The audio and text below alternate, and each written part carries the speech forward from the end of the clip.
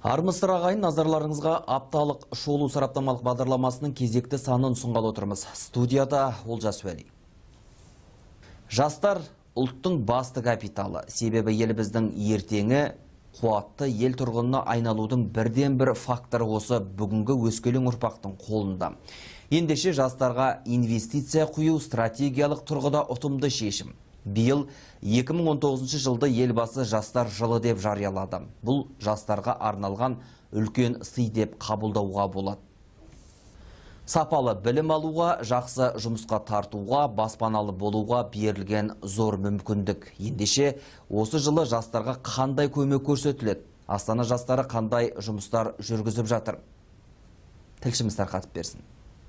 Арыстандай айбатты, жолбарыстай қайратты, қырандай күшті қанатты. Мен жастарға сенемін деп Мағжан ақын жырлағандай, еліміздің көк байрағын биіктететін де, оны әлемге танытатын да бүгінгі жас ұрпақ. Қазақстанда 14 пен 19 жас аралығында 4 миллионнан аса азамат бар десек, оның 225 мыңы Астанада тұрады. Биыл елбасы жастар жылы деп жариялай салысымен-ақ Астана әкімдігі қыруар аса маңызды жұмыстарда бастапты кетті. Биыл Астанада жастарға арналған 600-ден аса іс-шара өткізіледі. Осы сюжеті дайындау барысында бүгінгі студенттердің хал ахуалын білмек мақсатпен Астана қаласында орналасқан агротехникалық университетке бас сұқтық. Мұнда ауыз толтырып айтар жаңалықтар аз емес екен. Жалпы аграрлық сала ұлттың экономиканың қозғаушы драйвері десек, ендеше агрономияны дамыту заман талабы.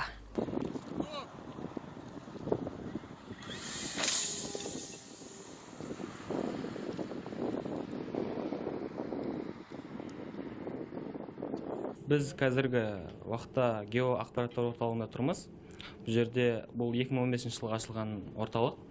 Және де бұл орталықта соңғы үлгідегі аппараттар және кешендер бар. Айтып өтеретін болсақ, мынау ұшу аппараты, және де вертолетного типа дейді. Бұлардың атқаратын жұмысы, бұның 3 камерасы бар. Біреу мультиспектралды, және де тепловизор, және де оптикалық. Мультиспектралды камера арқылы біз өсіп жатқан өсімдіктердің үстінен ұшып, және де оның ауруын, және де өсуіне кедергі болатын факторларды анықтап бере аламыз. Сәкен Сейфуллин атындағы агротехникалық университеттегі мынада геоақпараттық орталық өзге жоғарғы оқу орындарында жоқ. Тіпті осы оқу орнынан бас сұққан депутаттар бұл орталықты мемлекеттік деңгейде қолдау керектігін айтқан болатын. Себебі осы оқу орнының геоақпараттық орталығының тың жетістіктері мен зерттеулері бір ғана университет үшін ғана емес, республика үшін аса маңызды болып отыр. Өйткені ғарыштан бақыланған егістік алқаптар мен жер қыртысының деңгейлік белгілері аграрлық сала үшін аса маңызды. Вовремя, если заметим мы болезнь, либо же сорняки на нашем урожае. Осы ұшқышсыз ұшақтарды ұшыру арқылы біз сол егін алқаптарының хал жағдайын анық біле аламыз. Және өсіп тұрған егін болса, онда қандай аурулар бар, оны да дәл анықтай аламыз. Сол қорытындыларды агрономдарға беріп, олар қандай шара қолдану керектігін шаруаларға айтады. Егер сондай шараларды алдын ала іске асырса, онда 30%-ға дейін егіндерді сақтап қала аламыз. Егер одан да ерте егіс алқабын зерттеп, қажетті тыңайтқыштарды салып, содан кейін барып қана егін ексе, шаруалар онда егін өте өнімді болады. 2-3 есеге дейін артық өнім алуға мүмкіндік бар.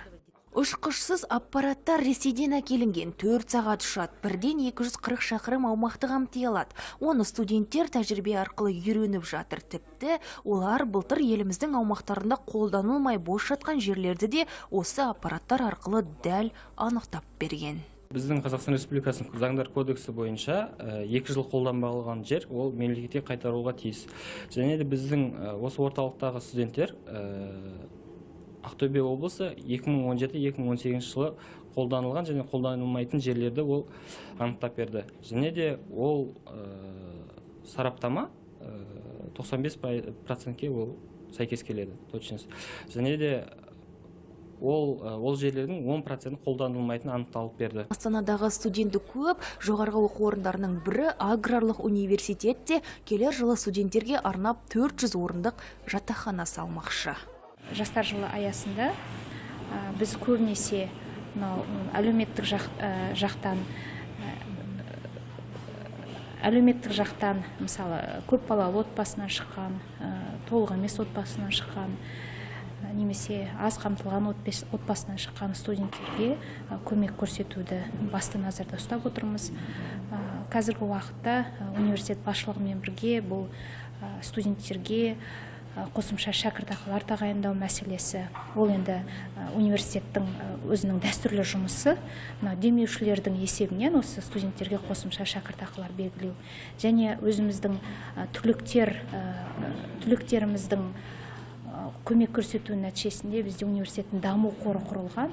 Осы даму қоры есебінен жетім ата-анасының қамқорлығынсыз қалған немесе жетім студенттерімізге де қолдау көрсету басты назарда болып отыр. Жалпы қысқаша айтқанда жастар жылына арналған іс-шаралар реті міне осындай. Ел ертеңі болатын, ел жастарына арналған шаралар сәтімен іске ассын демекпіз.